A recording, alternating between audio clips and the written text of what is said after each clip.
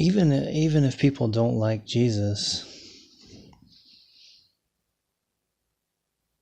when you look at the whole of his teachings, they'll lead you to happiness. I mean, if you're sexually loyal to your spouse, if you don't masturbate, if you're completely and totally honest in all that you do, if you eat healthy, if you love your neighbor and all these things, it's like, of course, I mean, that's only going to get you so far if you want to be a spiritual person. If you want to know your spirit and know that you are a spirit and wake up, then that only happens through the Spirit of Jesus. But the whole world can accept Jesus and his teachings because they're the teachings of natural law. They're the teachings of, you are a spirit in a body, and that's cool to know. That's just natural. And then everything that he taught was just natural. He created us, created the earth. And Jesus created our brains, and we're made in his image. The simplicity of it is really great. Now, Elder Cook, he made an important observation. He says, if you make the decision in your life to not follow Jesus, any other decision is a decision based on fear. And that's really interesting because there's a lot of people,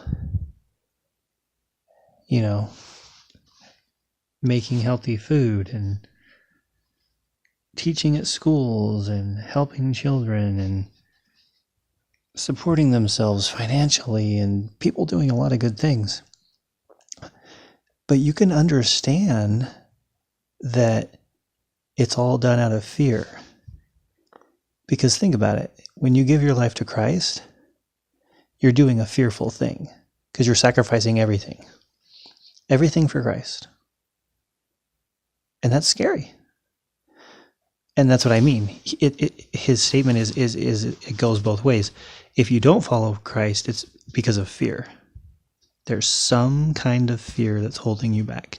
If you do give yourself to Christ, there is still going to be a fear, but it's like a fear of like, oh man, what's he going to ask me to do next, And it could be scary, but as long as you keep trying, he'll help you.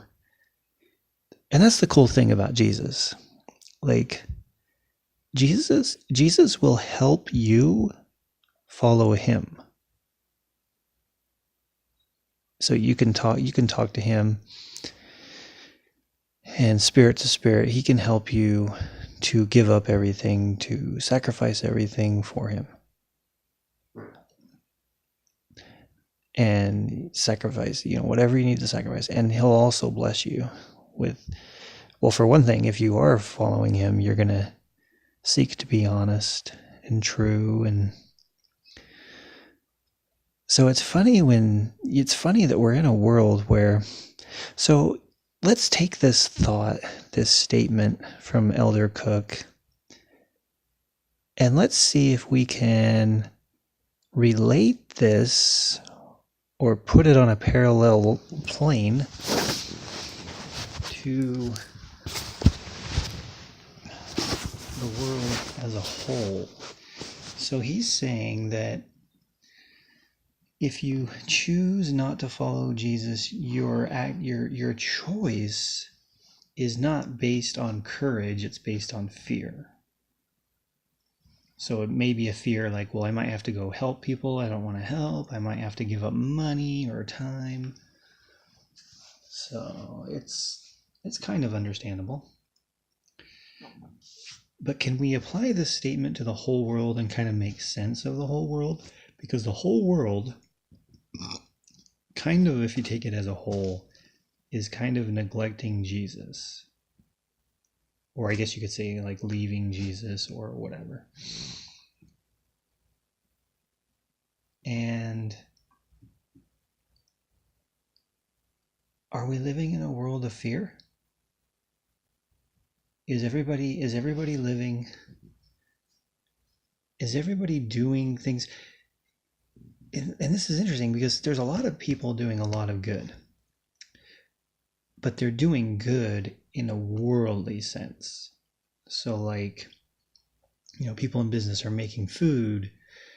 They're really helping things run efficiently, like businesses and transportation and government and people. I mean, people give so much energy to their worldly professions. But what if this is all at the cost of our souls? What if this is all because we made the decision, the world has made the decision to not do things the right way, to not follow Christ, to not follow God? Well, then if we've had a higher choice as a world, then it doesn't matter what the lower choices are. Like, we can be so proud of ourselves. Like, oh, look how good we are. Look how hard we work. Blah, blah, blah, And it's like, well,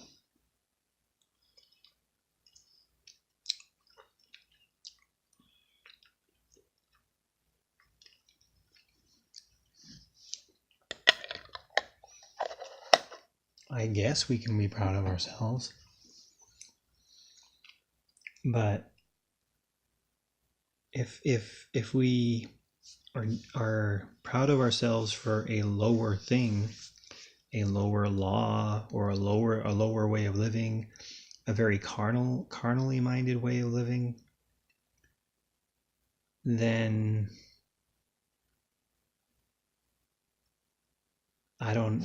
then it doesn't matter. It's like,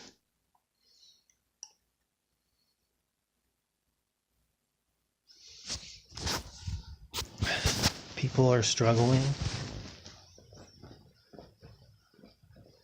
and there are some people who are rich. I mean, there are a lot of rich people in this world, but